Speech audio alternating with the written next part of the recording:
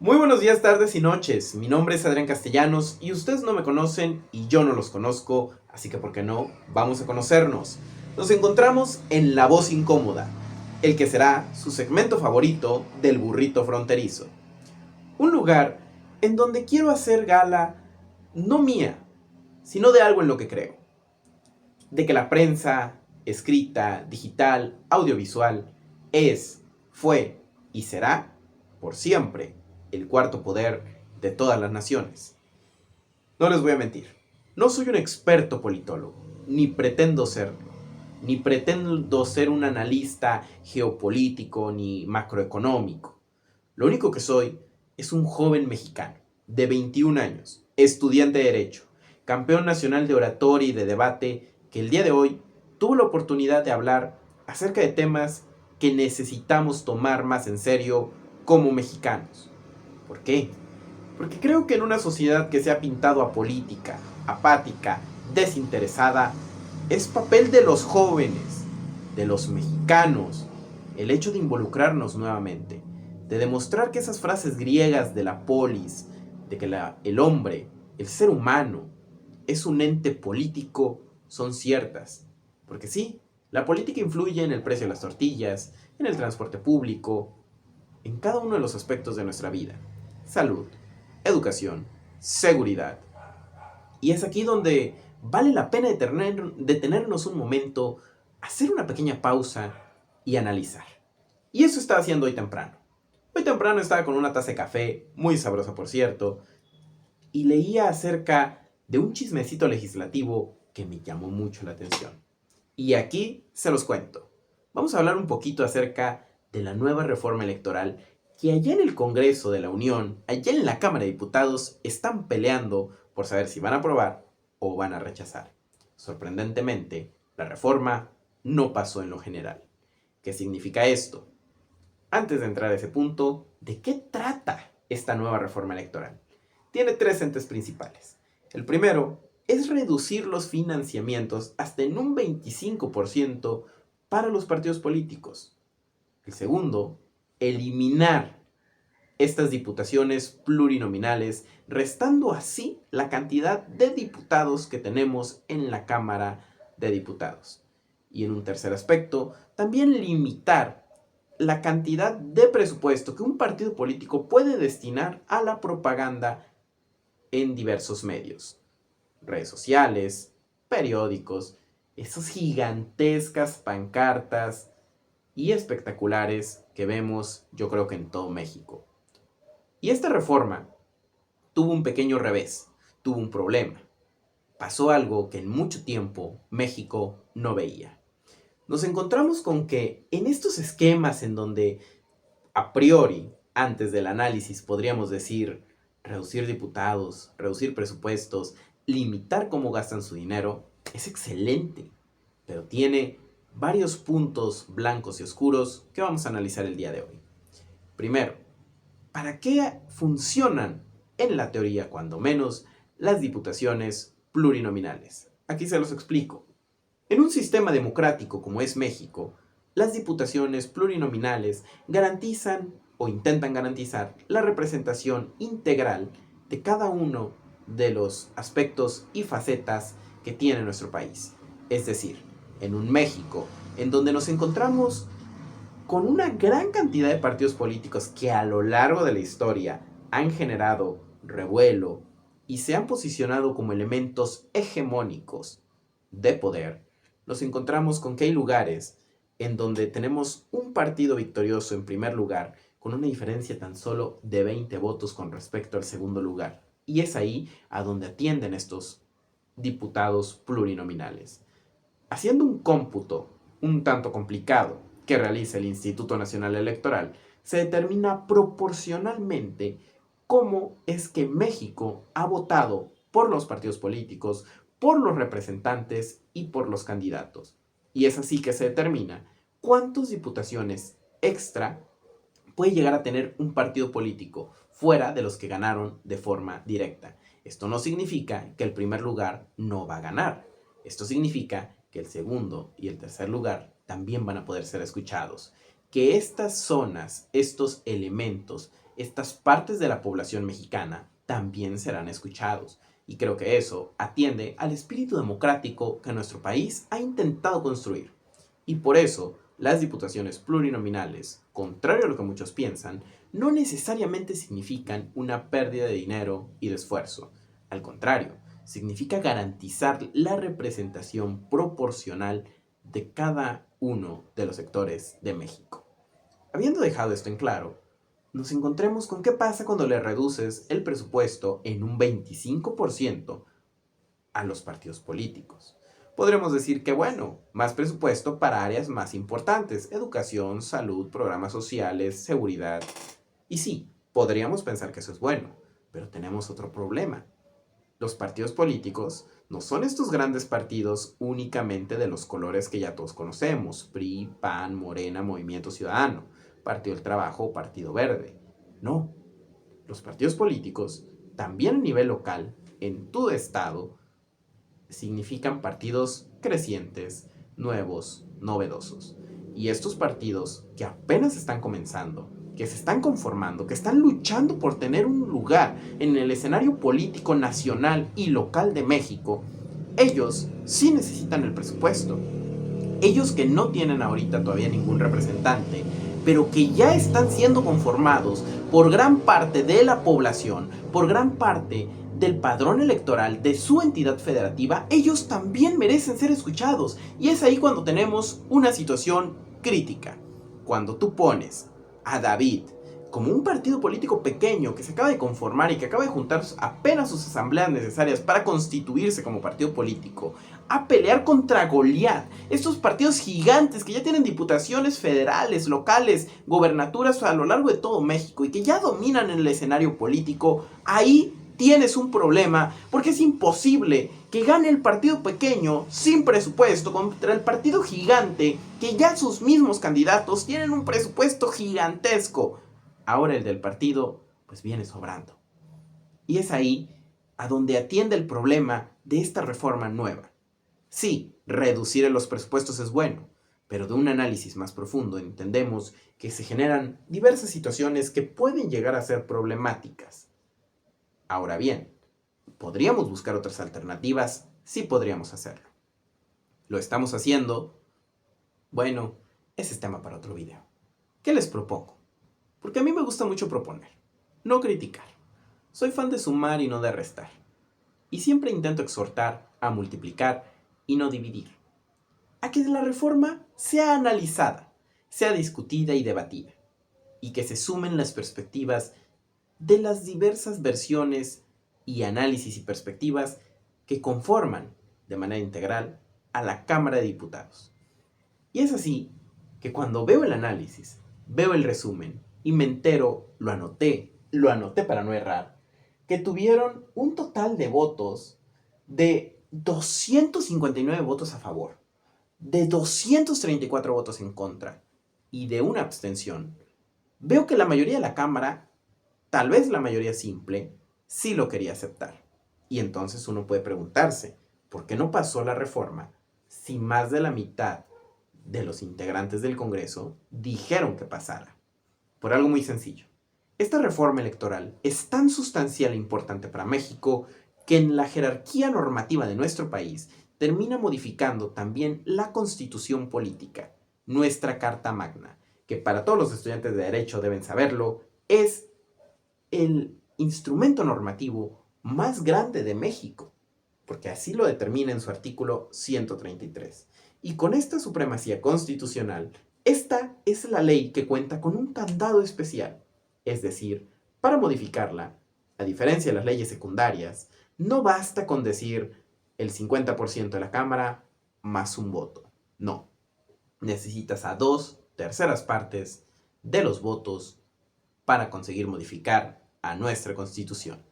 Votaciones que no conseguimos, que no obtuvieron y que impidieron que esta reforma fuera aprobada en lo general.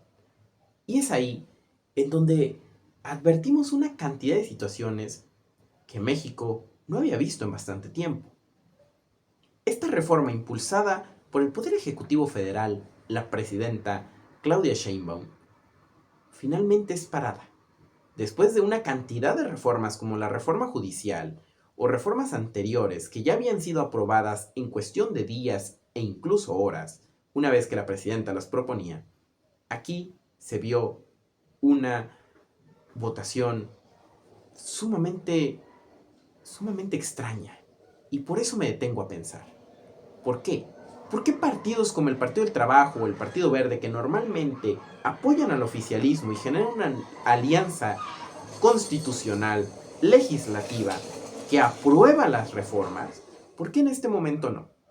¿Por qué se demuestra entonces que México sigue teniendo democracia? Y no porque democracia signifique decirle que no a la presidenta, o no porque democracia signifique decirle que sí a la presidenta, sino porque democracia significa escuchar a todas las voces, escuchar los espacios, dialogar, debatir, proponer, criticar, y ahí demostramos que sí tenemos democracia. Y perdónenme, pero es que me emociono. Me emociono porque este tema del debate legislativo no se limita solamente a decir la presidenta dijo algo, los legisladores dijeron que sí y ya es ley. Hoy, en este momento, con esta reforma, encontramos que la presidenta dice que sí. Algunos legisladores dicen que sí, pero otros dicen que no. Otros dicen que no. Y no aplaudo el hecho de decirle que no a la presidenta. Aplaudo el hecho de que hoy todos nuestros legisladores comenzarán un debate y una suma de perspectivas, de ideas y de propuestas. ¿Y por qué lo aplaudo? Porque para eso se les paga. Porque el erario público destina sus dietas para que así como en el ágora, para que así como los griegos se ponían a discutir y a proponer, así ellos también analicen, estudien, discutan y en su caso aprueben o rechacen las iniciativas. Y ahí tenemos un punto importante, un punto interesante. ¿Qué va a pasar con México? Esto significa un oficialismo dividido. Desde la oposición ya hay comentarios de que esto lo que está representando es que Morena necesita escuchar a otros partidos, lo que considero bastante lógico, para poder aprobar las iniciativas. Es decir, ahora vamos a ver un partido de movimiento de regeneración nacional que no solamente va a poder decir tengo la fuerza y vamos a aprobar, sino que se va a poder poner a detenerse, a preguntar, a discutir. Y ahí, cuando ya tengamos esta conexión entre partidos, yo lo único que sabré es que la democracia se está efectuando en México. Y eso sí me emociona. Si la reforma electoral va a ser modificada y después será aprobada, espero que lo sea con los principios democráticos de nuestro país. Si la reforma electoral no va a ser aprobada, espero que lo sea por los principios democráticos de nuestro país. Y espero que en cada momento lo que prevalezca es que la voluntad del pueblo sí se está escuchando. Es que los legisladores sí están trabajando y que están analizando las reformas de tal manera en que demostrarán que la democracia no es un mito, que no se ha extinguido y que el sistema de pesos y contrapesos que la teoría del Estado ha establecido en México y que los grandes estadistas del mundo y de la historia han dicho que existe, que esta división de poderes de Montesquieu sigue vigente, que el Ejecutivo propone, el Legislativo analiza y aprueba, y el Judicial sanciona.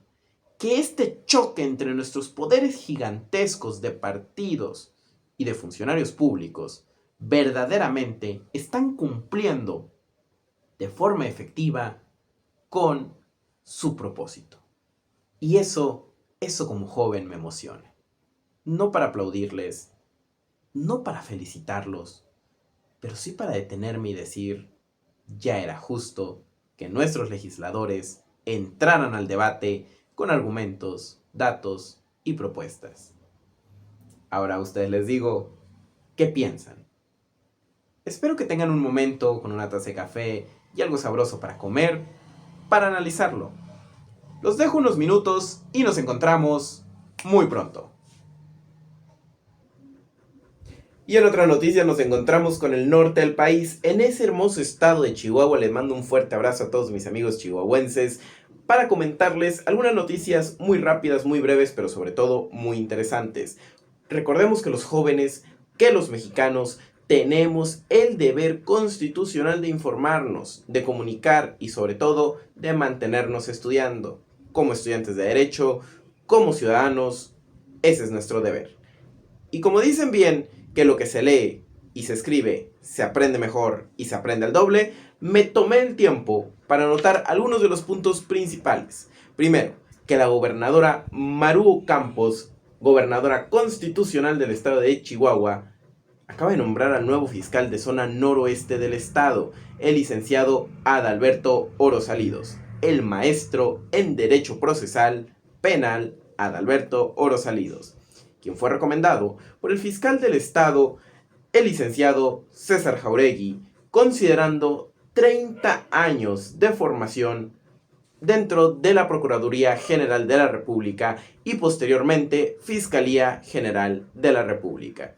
Y es ahí en donde nos encontramos una verdad casi inaludible, que el derecho, que los postulantes y los servidores públicos no se forman solo en las aulas, se forman en la experiencia, en la práctica, en esos momentos en donde una persona se tiene que enfrentar a la toma de decisiones, enfrentar al conocimiento y entender que la letra de los libros no siempre es, en la realidad, tan efectiva.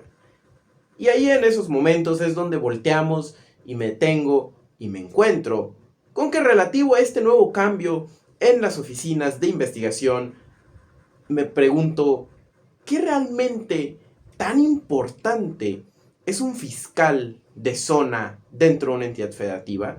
Consideramos que bastante, entendiendo que el fiscal de zona es quien dirige a los ministerios públicos, que son a su vez quienes dirigen las investigaciones y dirigen hacia dónde se llevan los casos procesales en materia penal. Es decir, un buen ministerio público guiado por un buen fiscal, guiado por un buen fiscal del Estado, puede entonces hacer efectivo nuestro sistema penal que tantas veces es puesto en tela de juicio, incluso por su servidor, sobre qué tan efectivo es y qué tanto realmente asegura que los derechos se salvaguarden durante el proceso y así también los derechos de las víctimas sean restituidos de forma efectiva. Ahora bien, habiendo acotado estos pequeños puntos, me encuentro con una noticia igual de importante que considero hace eco en todo México y nos enseña a los distintos estados cómo podemos aprender un poco de ese estado de Chihuahua. Primero, me encuentro con una campaña muy interesante, Fentanó. Fentanó, tal vez la han escuchado. Evidentemente hablando del consumo de estupefacientes, el fentanilo, que me alegra decir, en años recientes, en el 2023, solamente se encontraron 15 casos de internamiento en los centros de rehabilitación del estado. En el año 2024 fueron 16. Y en el pasado 2025 únicamente fueron 7 casos de internamiento. Lo que nos quiere decir que esta campaña Fentanó, impuesta por el gobierno del estado a través de la Secretaría de Salud y demás instituciones públicas que ayudaron e intentar reducir de manera muy eficiente, según los resultados, el consumo de fentanilo a lo largo del estado, fue de buena manera, fue con resultados óptimos. Y es ahí en donde me pongo a pensar, ¿por qué no estamos recreando estas campañas que ya demostraron ser efectivas en un lugar, en otro, y empezamos a aprender como una verdadera república, como una verdadera federación, un estado de otro y de otro? Y creo que cuando podamos hacer eso y podamos tomar buenos ejemplos y verdaderamente decir lo que está sucediendo allá está funcionando y puede funcionar acá, ahí habremos evitado muchas muertes. Ahí habremos evitado muchos decesos por adicción a las drogas. Sin embargo, la situación sigue teniendo un vistazo crítico si nos volteamos a ver a los 5.900 casos de internamiento que sigue teniendo el estado de Chihuahua, de los cuales el 57%, así es, más de la mitad, son producto de la metanfetamina alias cristal, que se encuentra a lo largo del estado. Aparentemente, esta droga se expande y se sigue manteniendo en compra-venta en las calles por ser muy barata, por ser fácil de encontrar y por decir que su efecto dura varias horas. Y el caso más alarmante de esto es encontrar que muchos trabajadores, para aguantar jornadas laborales completas de 8 horas, están recurriendo a estas sustancias ilícitas y nocivas para la salud. Por lo que, como un joven, les digo, yo sé que a veces la vida es difícil, yo sé que a veces uno no sabe a dónde ver, no sabe cómo distraerse, pero los estupefacientes, los narcóticos, las drogas, no son una opción. Y si ya el estado de Chihuahua le pudo decir no al fentanilo, le digamos también no al cristal, no a la metanfetamina, y sí a un buen futuro. Y sí a un momento en donde la entidad federativa pueda voltear a ver, pueda seguir avanzando, pueda seguir caminando y diga no, no a lo malo y sí a lo bueno. Y continuando con esta sarta de datos interesantes que pudimos encontrar, regresando un poco acerca de este nuevo nombramiento en el fiscal de zona noreste del estado, me pregunto, ¿qué sucederá ahora?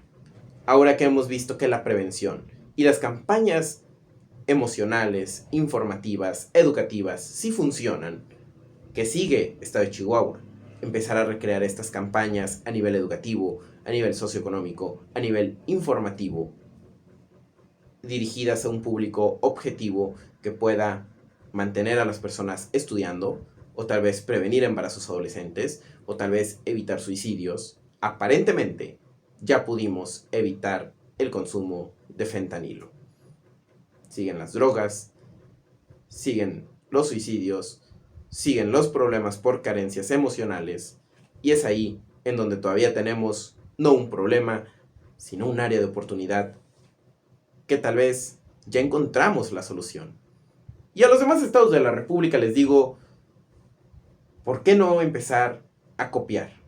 Pero a copiar no como en la primaria en un examen, sino a copiar lo bueno, lo correcto, lo que está funcionando en otros estados.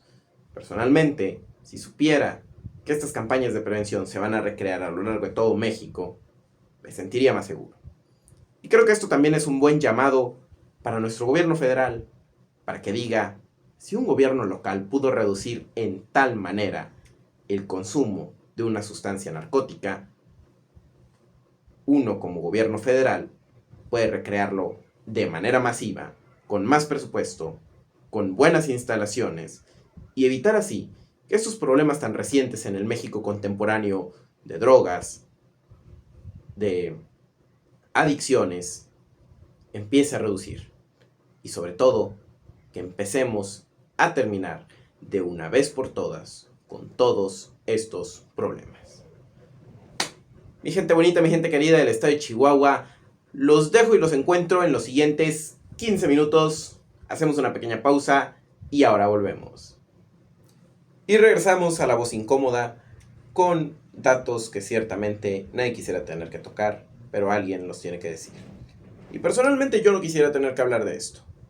No porque el tabú, no porque el problema sea muy grande, no porque me dé miedo, sino porque es lamentable que en nuestro México tengamos una situación donde desde el sureste hasta el norte, desde Chiapas hasta Nuevo León, y sí, también pasando por nuestro querido estado de Chihuahua, nos encontremos cada vez más frecuentemente con estos asuntos que ya no parecen hechos aislados, sino que parecen resultado de un sistema estructural avalado, quién sabe por qué gobierno, sobre desapariciones y muertes. Es triste que hoy, cuando se habla de una persona desaparecida, lo que se dice es ojalá lo encuentren. No ojalá lo encuentren vivo, ojalá lo encuentren. Porque el mexicano se ha tenido que hacer a la idea de que es mejor tener la certidumbre de que un familiar falleció que no saberlo.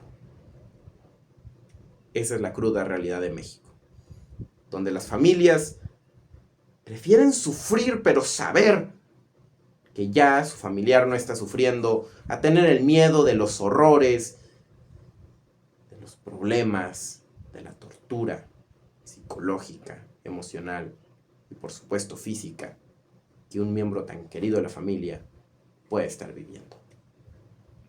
Y no, hoy no hablo desde el ego.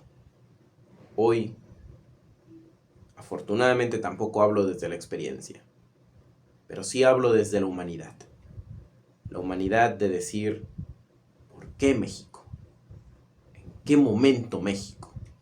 Cuando volteé la mirada, me encontré contigo desangrándote, México.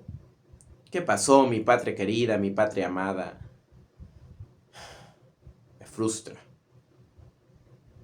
Y por eso esta parte del segmento la llamé Confesiones.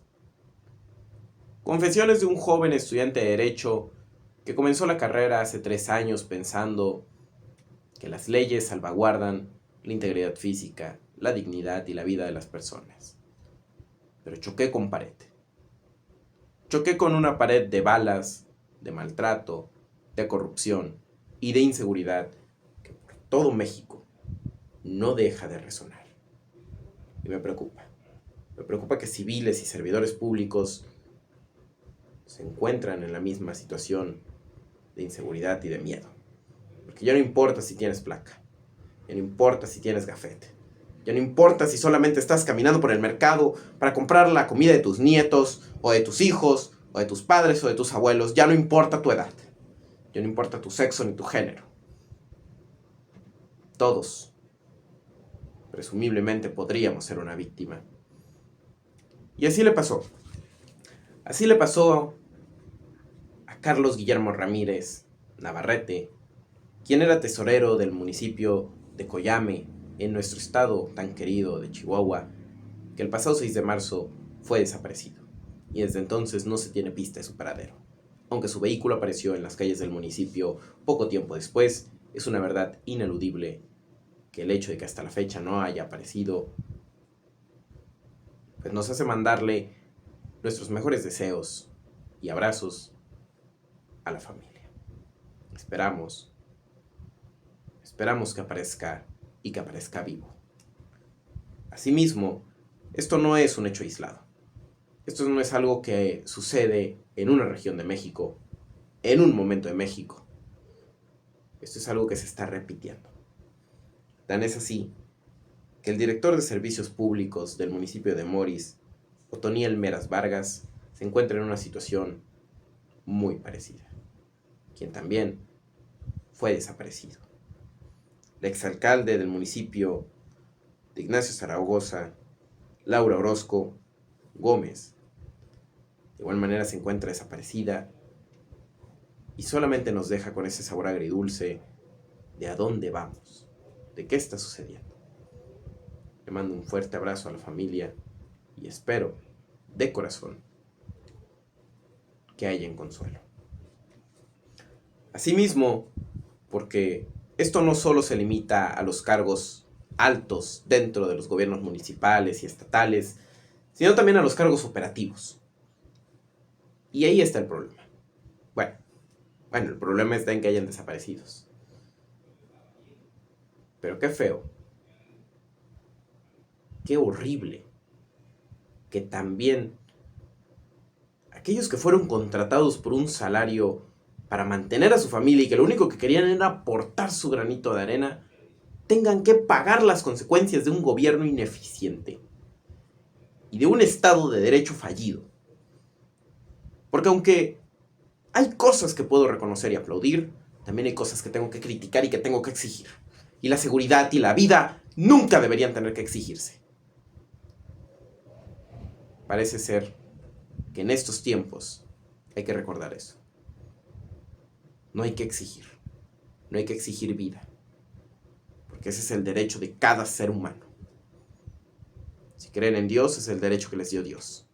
Y si no, simplemente es parte de esa concepción naturalista de derechos que trascienden a la letra escrita. No puedo evitar ponerme reflexivo y a pensar un minuto cuando veo que también 4 policías, escoltas de la alcaldesa del municipio de Ojinaba, desaparecieron. Y este mismo año, cumpliendo su deber y su trabajo, desafortunadamente no han sido vueltos a ver. Y es ahí donde confirmo que esto no atiende a salarios, ni a puestos, ni a títulos. La situación de inseguridad del país atiende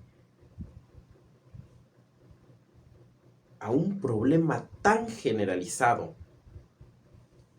y que lamentablemente estamos normalizando, que permitimos como mexicanos que se siga recreando, que se siga presentando y que siga cobrando vidas. Y mientras nosotros sigamos permitiendo que se cobren las vidas de los mexicanos, les aseguro que esto no se va a detener. Y lo digo con resentimiento. Resentimiento ante una realidad que duele, que pesa y que presiona. Pero que nos debería presionar para ser mejores, para crecer, para salir adelante. Y me pregunto, ¿dónde está la patria de los 1000 héroes? ¿Dónde estás? Ese México del 5 de mayo. Ese México de los niños héroes. Ese México que en los libros se plantea tan grande y formidable, que hoy está encadenado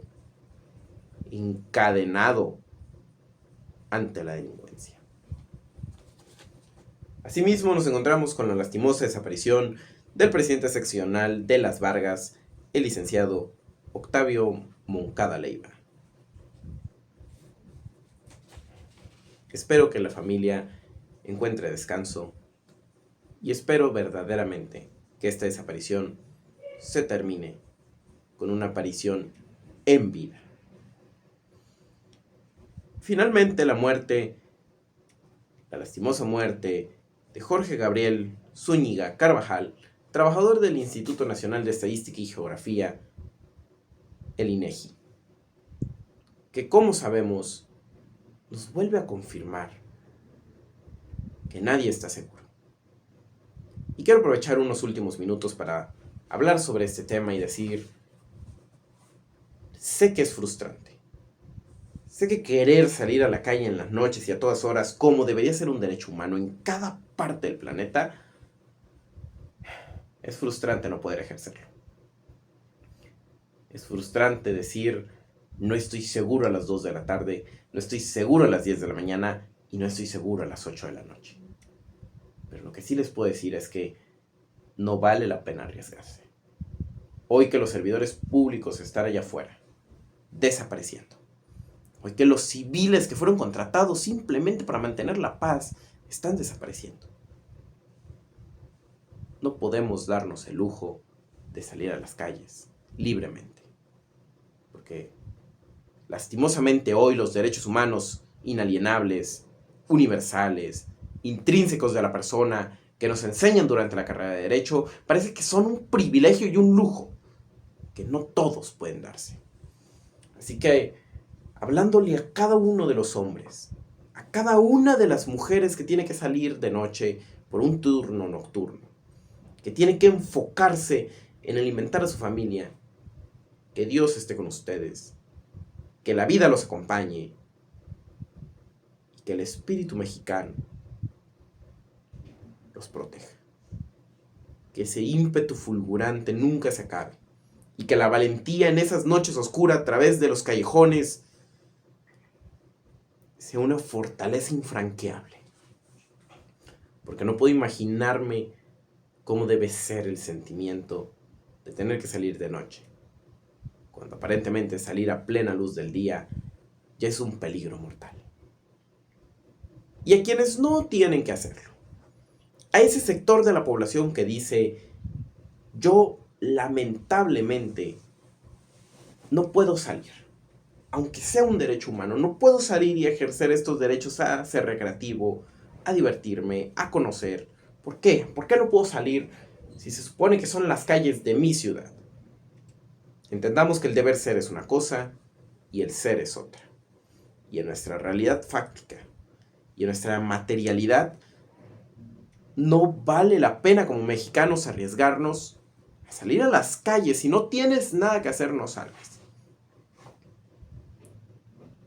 Curioso que el fragmento pasado de este segmento en La Voz Incómoda, celebramos la reducción de internamientos dentro de los centros de rehabilitación por cuestiones de fentanilo. Y de un minuto a otro me encuentro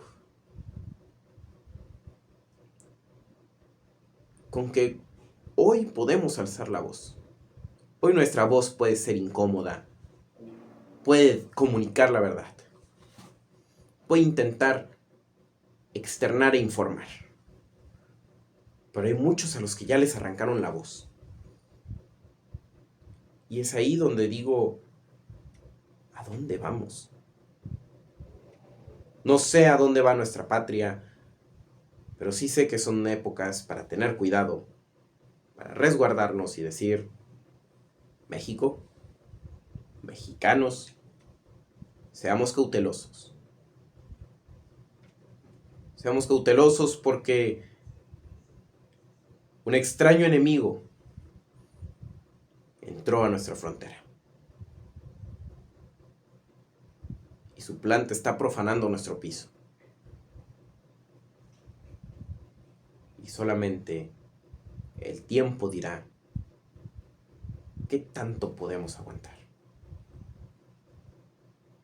En nuestras instituciones de seguridad pública les exhorto, les ruego que cumplan con su trabajo, que no archiven a los desaparecidos, que no se conformen con cumplir con los informes de gobierno, que no se conformen con cifras y con datos y con estadísticas frías y muertas. Les pido que busquen, que encuentren, pero que se esfuercen por encontrar vivos, porque el mexicano está sufriendo y las familias están sufriendo y no podemos permitir que la situación siga así. Les mando un fuerte abrazo y nos vemos después de una pequeña pausa.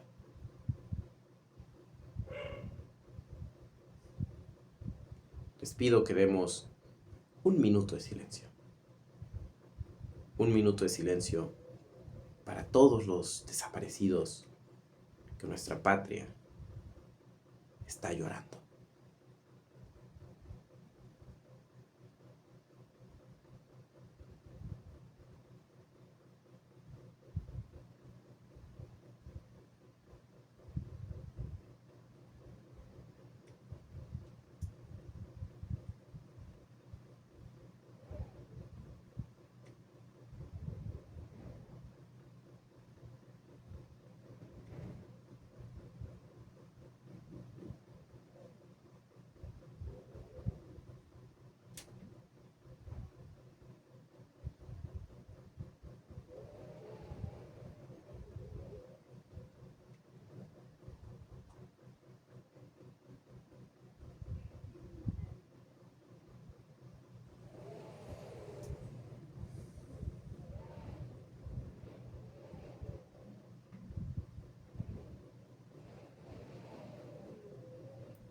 Regresamos después de una pequeña pausa.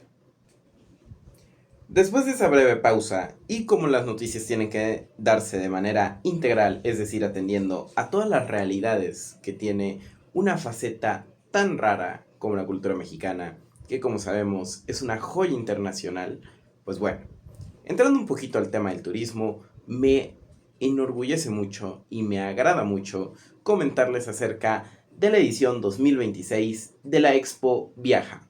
Una exposición que reúne en Chihuahua los días 21 y 22 de marzo en el Centro de Convenciones Chihuahua a una gran cantidad de aerolíneas, de agencias de viaje, de hoteles, de restaurantes que van a poder ofrecer sus servicios pues, para viajar, para disfrutar y para celebrar Semana Santa, olvidándonos un poco acerca de la gran cantidad de problemas políticos, nacionales e internacionales que se encuentran en México y en nuestro mundo.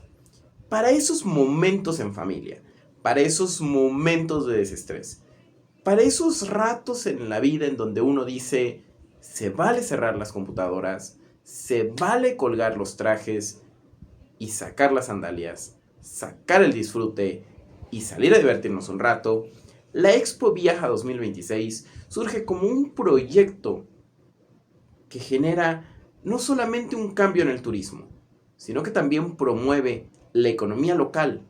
Y ahí es a donde le digo a los chihuahuenses, si van a conocer, si van a pasear, no olviden a la Expo Viaja. Por un costo tan módico de 20 pesos, ustedes van a poder ingresar los 2 días a estos eventos, escuchar ofertas, escuchar viajes y escuchar experiencias que tal vez no podrían tener si no las conocen en la Expo Viaja. Porque en estos momentos en donde las redes sociales y las pantallas hicieron la comunicación interpersonal de forma tan monótona que estamos tan acostumbrados a que con un clic sabemos todo, nos olvidamos de esta interacción verbal, de esta manera de conocernos entre nosotros, de ir a un stand, conocer al dueño de la tienda, conocer al dueño de la aerolínea y que él te diga, tengo estos servicios, te quiero ayudar de esta forma, cuéntame cuál es tu viaje soñado y nosotros te ayudamos a realizarlo. Esa manera de interactuar entre personas que se ha ido perdiendo a lo largo de los años, porque cada vez es más la inteligencia artificial y más también la ignorancia natural. No estaría de más salir un rato, estirar los hombros y las piernas, calentar un poco las rodillas y decir, Chihuahua, te vamos a conocer por completo. Y lo mejor es que si llegas a contratar alguno de los servicios dentro de esta feria de Expo Viajes, pues lo que nos podemos encontrar es que esos mismos 20 pesos que pagaste para ingresar, te los van a devolver. Es decir, la decisión de aprovechar las ofertas, los conocimientos, las estrategias de viaje que te están ofreciendo desde el municipio, desde los municipios y el estado de Chihuahua, pues está en ti. La decisión y el poder lo tienes tú. Las ofertas y las oportunidades, ahí están. No lo olviden. 21 y 22 de marzo y nos encontraremos a lo largo del estado de Chihuahua con la Expo Viajes 2026 que garantizará un encuentro turístico de supremacía.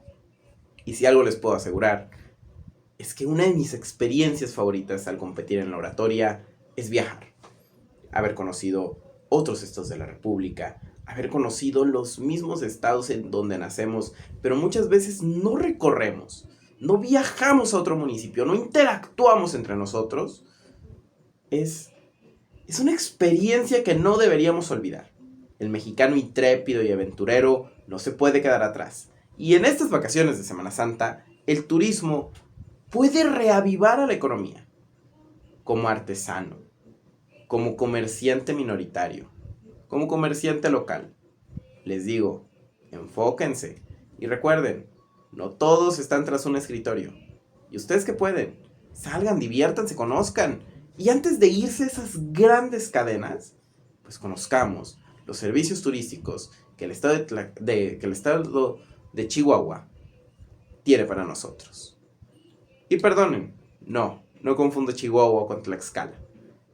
Pero hablando de viajes, hace poco estuve en Tlaxcala y ¿saben qué hubiera querido? Hubiera querido una Expo Viajes que me ayudara a mí a organizar mis viajes, a organizar mis descansos y a tener un itinerario en donde me dijeran, este lugar es increíble, esta comida es buenísima y si eres un turista intrépido que quiere conocer, esto no te lo puedes perder. Así que si tú quieres aprovechar al máximo tus vacaciones de Semana Santa, no te puedes perder 21 y 22 de marzo, Expo Viajes 2026. Y continuando con esta línea de noticias que no podemos olvidar, porque son una bocanada de aire fresco en este océano de tempestades que tenemos en México, hablando un poco de infraestructura urbana. Hace poco me enteré de que el gobierno constitucional del estado de Chihuahua acaba de arreglar y aumentar una inauguración de 1.2 kilómetros de alcantarillado sanitario en las calles de la colonia Ampliación Jorge Barús. Más de 200 vecinos, es decir, más de 200 familias, se encuentran en un mejor estado, se encuentran siendo beneficiadas por esta 1.2 kilómetros de alcantarillado. Y tal vez una persona dirá, pero es alcantarillado, está en cada casa en la que yo he vivido, pero no en cada casa donde viven los mexicanos. Y es ahí donde está el problema. A veces vemos estas noticias en redes sociales y nos encontramos con la idea de, ¿qué importa? Solo es alcantarillado, es drenaje. ¿A quién le importa? ¿A quién le importan estos datos? ¿A quién le importa que se haya instalado 893 metros de tubería de PVC de 8 pulgadas o 320 metros de línea de 4 pulgadas? ¿A quién le importa?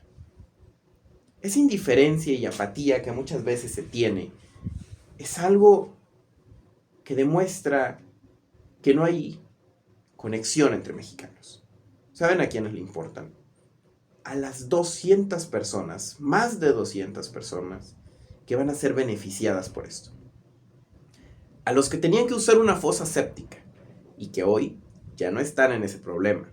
A los que tienen que respirar heces fecales porque esas sustancias, porque esa esencia sale del piso y contamina los pulmones y la salud. Y no puede ser que en pleno siglo XXI nos encontremos con una cantidad de deficiencias en salud y en higiene que los gobiernos no se estén enfocando en mejorar. Y es así que recobro una idea que he estado mencionando. ¿Por qué los estados no estamos aprendiendo un poquito más de Chihuahua?